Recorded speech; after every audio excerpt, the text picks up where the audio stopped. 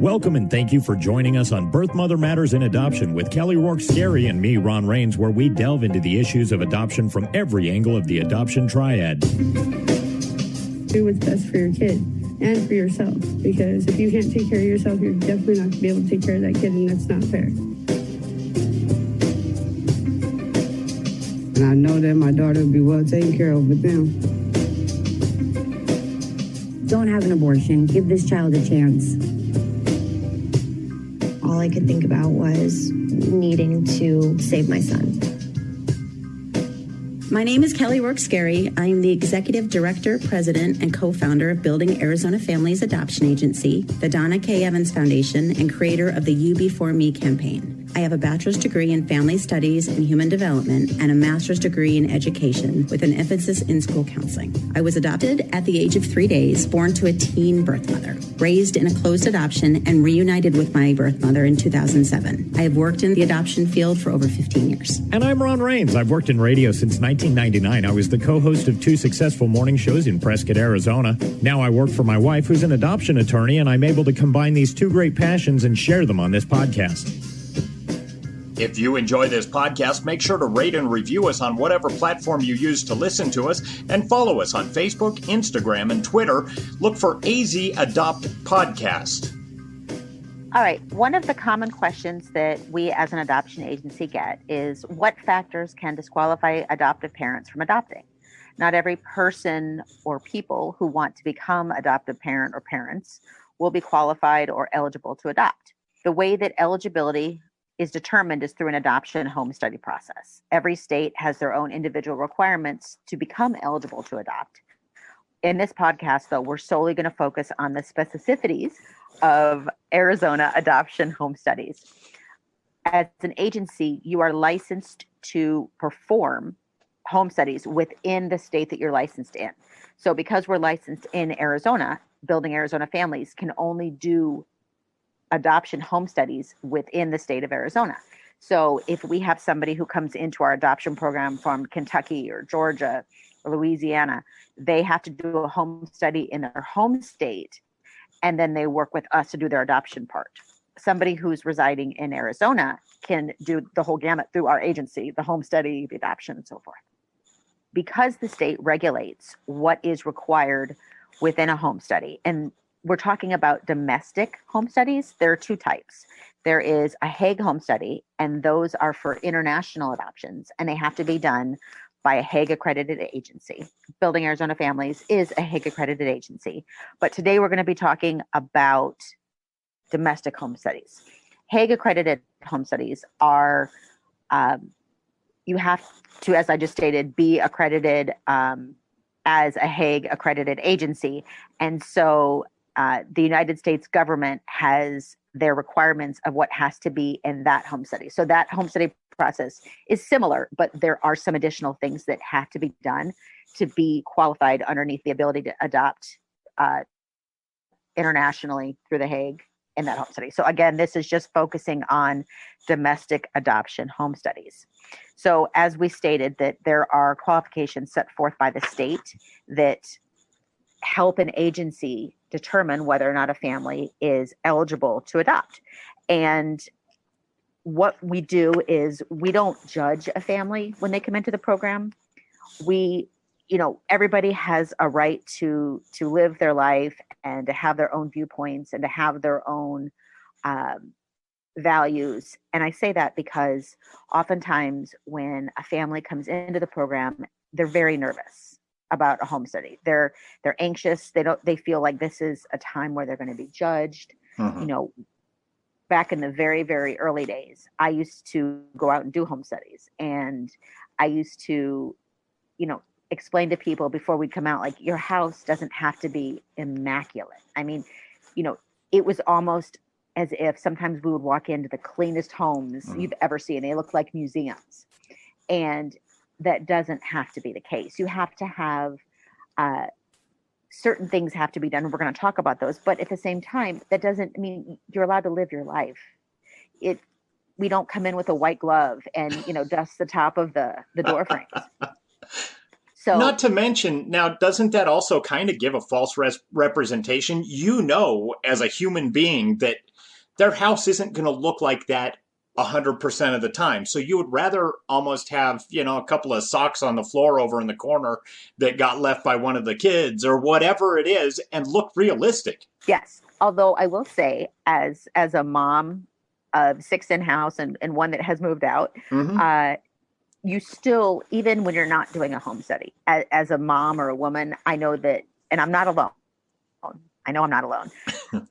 When someone's coming over, you're telling all the kids, okay, come on, pick up. We got to pick up. We got to pick up.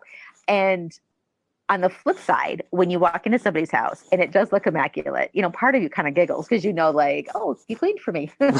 Right. You were rushing around like I'm rushing around when I'm expecting somebody. Yeah. So I guess that's a fair point too.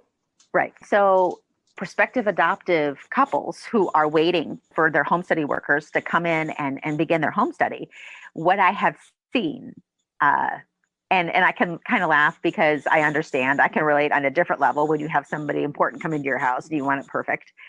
The husband is at the point where he's ready to run out the door because he's gotten so worked up over this.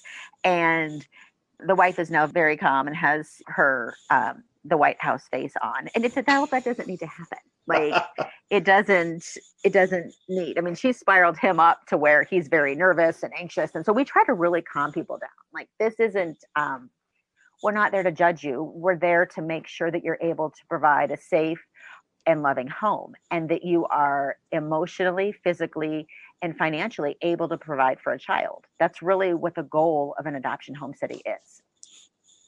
So in the state of Arizona, we do 2 visits, and it's a minimum of 2 visits actually. And again, this is for a domestic home study, and we spend 4 hours with you. So normally it's 2 hours and 2 hours. So we really get to know you. And we also have you provide some documentation like a marriage license, a divorce decree if you've been previously divorced, last year's tax return, letters of references from family and friends, an autobiography. We have you do clearances through the state. So CPS or DCS clearances, fingerprint clearances, and then sometimes adoption education.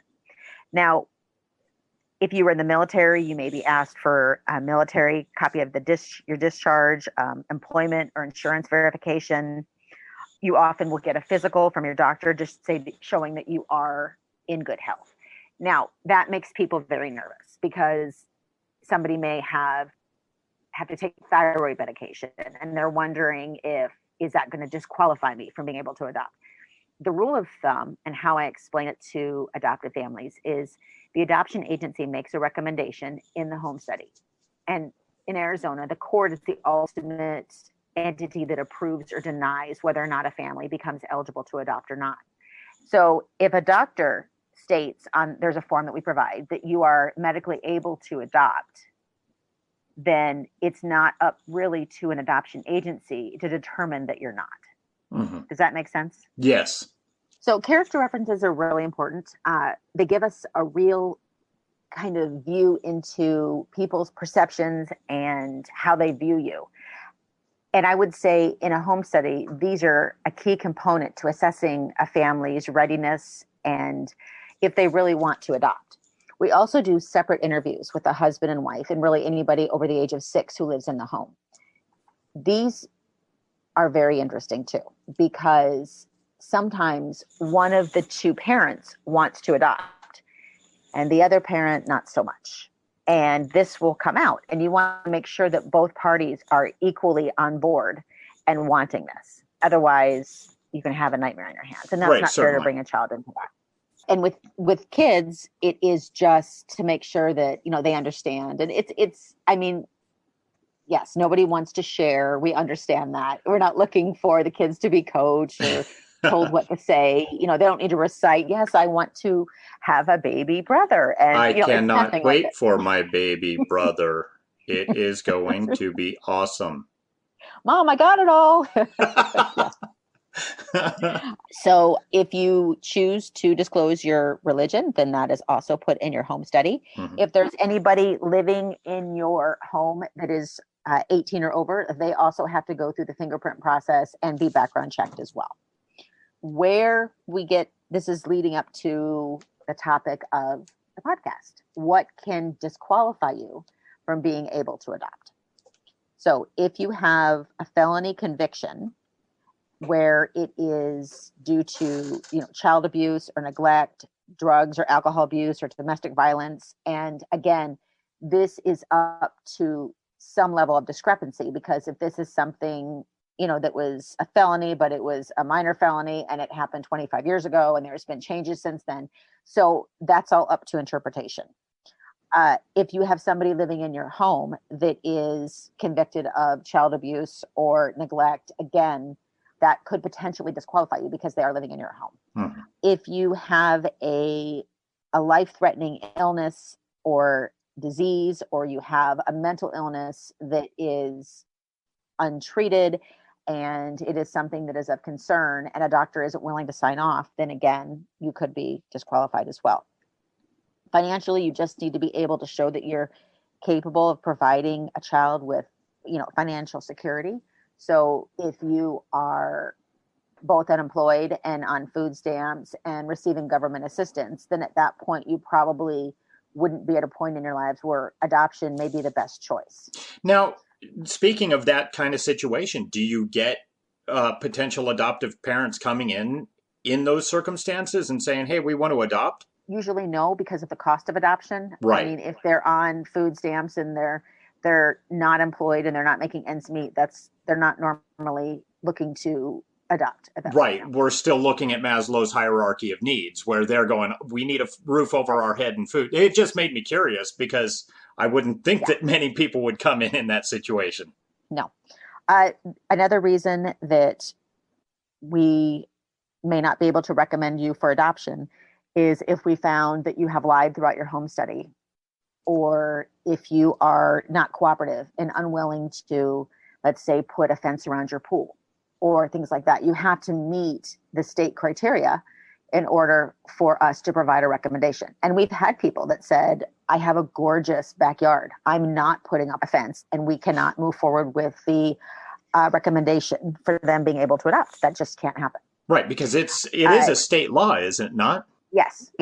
So we will have to go out again. So if there's not a fence, then we have to go out again. And the second visit, either see the pool fence, or if they haven't had a chance to get it in, we have to hold back on submitting the report and go out a third time to make sure that there is a fence. Because again, that's something that cannot be overlooked. Right. If you have a gun in the home, it has to be stored properly. We have to see that everything is stored properly.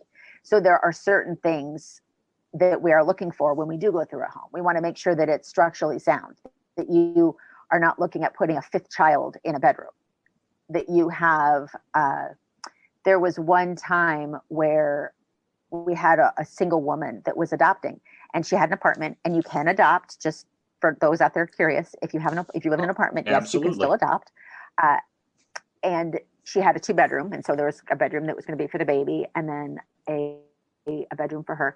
And when I walked in, the carpet was really bad. It was really bad. And it wasn't something that I felt was safe or good for a baby to be crawling on. Mm-hmm. And so I had to discuss with her, the carpet needs to be cleaned before I come back out, because this isn't really a good environment to put a newborn into. Other than that, it was fine. Right. And the carpet was cleaned the next time I came, and that was fine. And she adopted, and she's a great mom. But, at that point, the carpet was a concern. It wasn't something necessarily that would have prevented her, but we would have had to note that in the home study, and that wouldn't have looked good for her. Like I said, it wouldn't have possibly, negated her ability to adopt by any means, but it was something that we didn't want to have to disclose in the home study, that the carpet was dirty. Again, we're looking for the big things. Now, we've had situations where somebody will be trying to adopt, and we get a phone call from somebody who is supposed to be a reference, and they say, I can't recommend this person to adopt. And they often want to be anonymous, and they give us the reason why. And then we have to go back and address it with the family that's trying to adopt. And that has if it's true, if we find out that whatever was told to us is actually true and it is a concern, that has prevented people from adopting. I have seen that. So what ultimately happens is the court gets a copy of the adoption home study, and then within 60 days, they approve or deny the prospective adoptive family's ability to adopt. And then it is good for 18 months at that point in the state of Arizona. So that's exciting. And then you can always get it renewed if you need to at that point. So if a judge decides to deny your home study and say that he's not approving your ability to adopt, at that point, the family can petition the court to review that, and they can go from there. But that's when, if the home study agency says, no, we're not recommending this family, then, and the judge says, I agree, we're not recommending this family, and the family wants to proceed with that, then they can go to the court and try to have that overturned, or maybe get a second home study done and go from there. But the way that our agency has always taken a stance is that if we have declined a family from adopting, then we stand on that and we don't go back and change or reverse our decision. Right. But again, it doesn't happen very often at all. I was just going to ask, is there a percentage of, usually, because you would think somebody who is prepared to adopt, or at least thinks they are, they would kind of have all their ducks in a row. Way less, I would say less than 5%. Okay. So Good. Very small, very small. So I would say for those families that are teetering on beginning their adoption home study, don't worry, you're going to be fine. This is part of your adoption journey. Enjoy the process, ask lots of questions, make good use of this time with your adoption agency so you can learn more about the adoption process. Mm-hmm. And again, this is a step towards becoming a family, and this is a step towards becoming an adoptive mom or an adoptive dad. And really don't let this experience be looked at as negative or something that you have to do or a step. Look at it as actually as a step. You're one step closer to your goal, and it's a good thing, and it's exciting, and it's something to celebrate. We have a pregnancy crisis hotline available 24/7 by phone or text at 623-695-4112, or you can reach us on our toll-free number at 1-800-340-9665. We can make an immediate appointment with you to get you to a safe place, provide food and clothing, and help you get started on creating an Arizona adoption plan, or just give you more information. Check out our blogs on our website at azpregnancyhelp.com and follow us on Facebook, Instagram, and Twitter by looking for AZ Adopt Podcast. If you enjoy this podcast, make sure to rate and review us on whatever platform you use to listen to us. Birth, Mother Matters, and Adoption was written and produced by Kelly Rourke-Scary and edited by me. Thanks go out to Grapes for letting us use their song I Don't Know as our theme song. Join us next time on Birth, Mother Matters, and Adoption. For Kelly Rourke-Scary, I'm Ron Rains, and we'll see you then.